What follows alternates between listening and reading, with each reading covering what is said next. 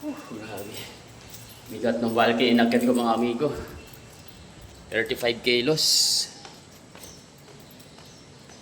So, wala pang ano, walang elevator yung building na inakyatan ko. Kaya ayun. Napabuhat na naman tayo.